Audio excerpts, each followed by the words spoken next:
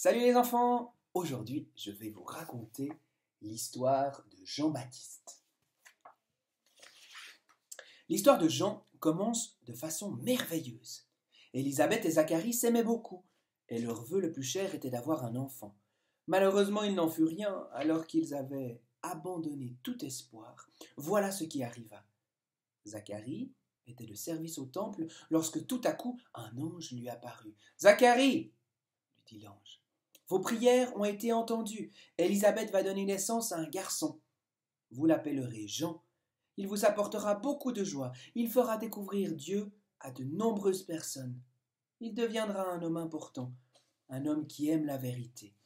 L'Esprit de Dieu est avec lui.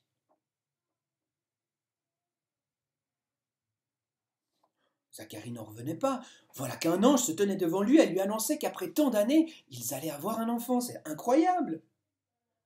Comment cela est-il possible? Nous sommes âgés, Élisabeth et moi, s'exclama Zacharie. C'est Dieu qui m'envoie. N'as-tu pas confiance en Dieu? Tu resteras donc muet jusqu'à la naissance de l'enfant, répondit l'ange, et disparut.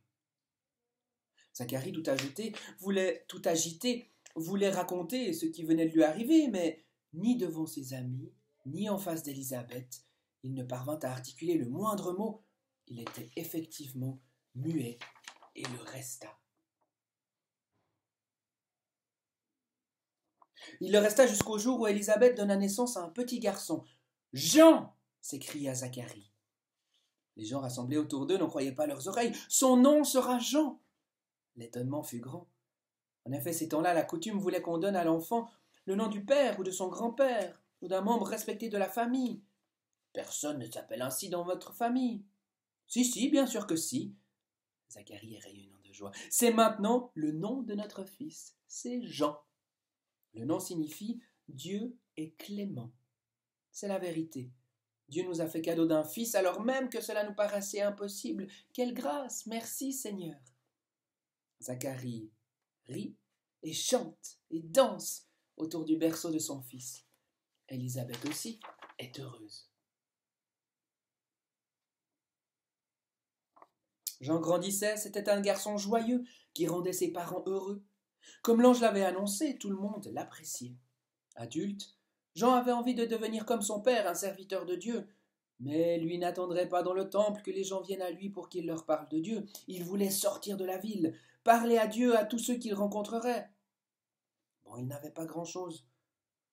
Il portait de simples habits en poil de chameau, une ceinture de cuir pour tenir le tout. Il mangeait ce que les gens lui offraient.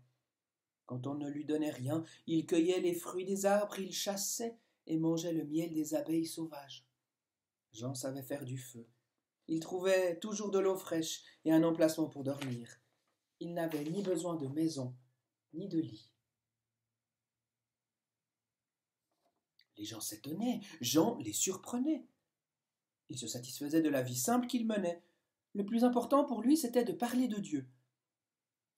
Les gens venaient l'écouter, car c'était un excellent conteur.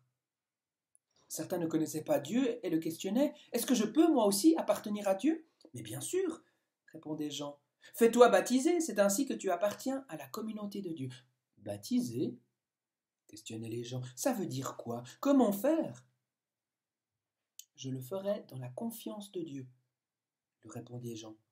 Et c'est ce qu'il fit. Jean entrait avec les gens dans le fleuve, le Jourdain, les plongeait 3 fois dans l'eau en priant Dieu.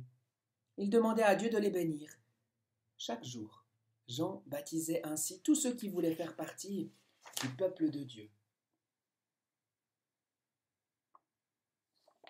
Un jour, c'est Jésus lui-même qui arriva sur les rives du Jourdain. Jean connaissait Jésus. Sa mère Marie était une amie d'Élisabeth, la mère de Jean. Jésus salua Jean et le pria de lui donner le baptême. « Quoi ?» s'exclama Jean. « Tu veux que, moi, je te baptise? Mais personne ne sait mieux que toi qui es Dieu. Personne n'est plus juste et plus respectueux des commandements de Dieu que toi.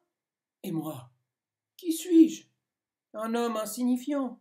Non, Jésus, c'est pas à moi de te baptiser, c'est à toi de me baptiser, moi. » Mais Jésus le regarda en souriant et lui dit « Bien sûr que si, mon cher Jean.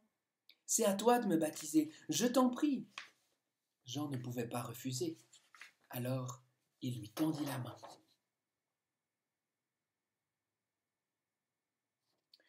Jean et Jésus entrèrent ensemble dans le Jourdain. Jean immergea 3 fois Jésus, comme il l'avait fait avec tous ceux qui étaient venus le trouver. Ensuite, Jean pria et demanda à Dieu de bénir Jésus. Cela aussi, il le fit comme il l'avait déjà fait de nombreuses fois. Mais alors, il se passa quelque chose d'extraordinaire. Quelque chose qui ne s'était encore jamais produit lors d'un baptême. Les gens virent l'Esprit de Dieu, telle une colombe, descendre sur Jésus. Et la voix de Dieu se fit entendre. « Ceci est mon Fils bien-aimé. Il est ma joie. Il est le frère de tous les humains. »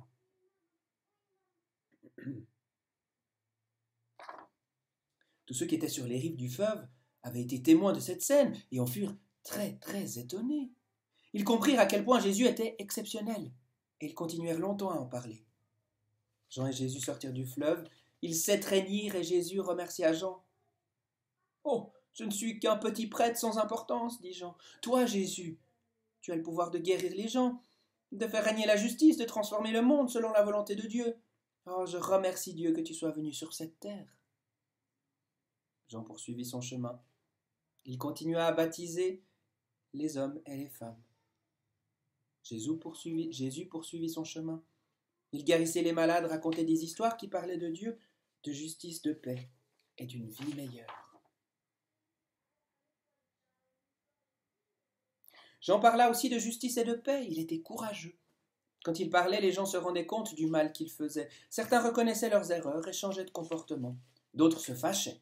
Ils étaient en colère contre Jean. Pourtant, ils savaient bien qu'il avait raison, mais ils ne voulaient pas l'avouer. Une fois, Jean affirma qu'Hérode, le roi lui-même, était injuste et qu'il fallait qu'il change. Il avait beau être puissant, cela ne changeait rien à l'affaire. Il n'avait pas le droit d'être injuste. Jean dit qu'un bon roi devait être juste et qu'il n'avait pas le droit d'abuser de son pouvoir pour, par exemple, enlever aux gens ce qui leur appartenait. Un bon roi veut que les gens de son pays se portent bien. Il les protège. Il ne les trompe pas. Pourtant, c'est ce que faisait Hérode. Et Jean n'avait pas peur de le dire haut et fort.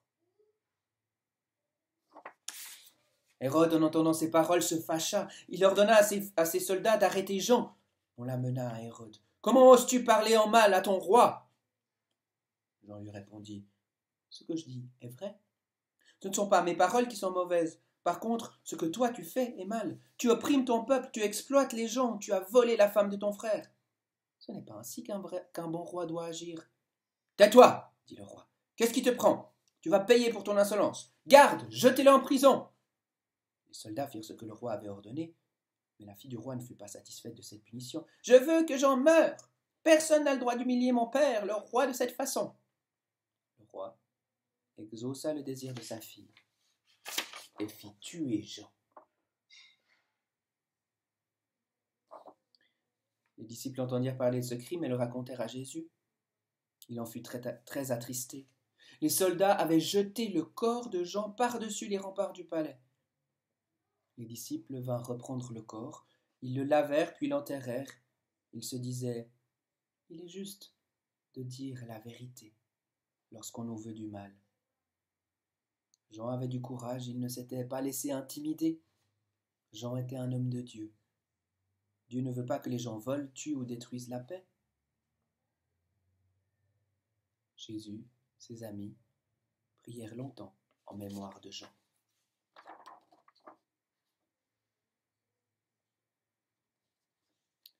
Et c'est ainsi que l'histoire prend fin.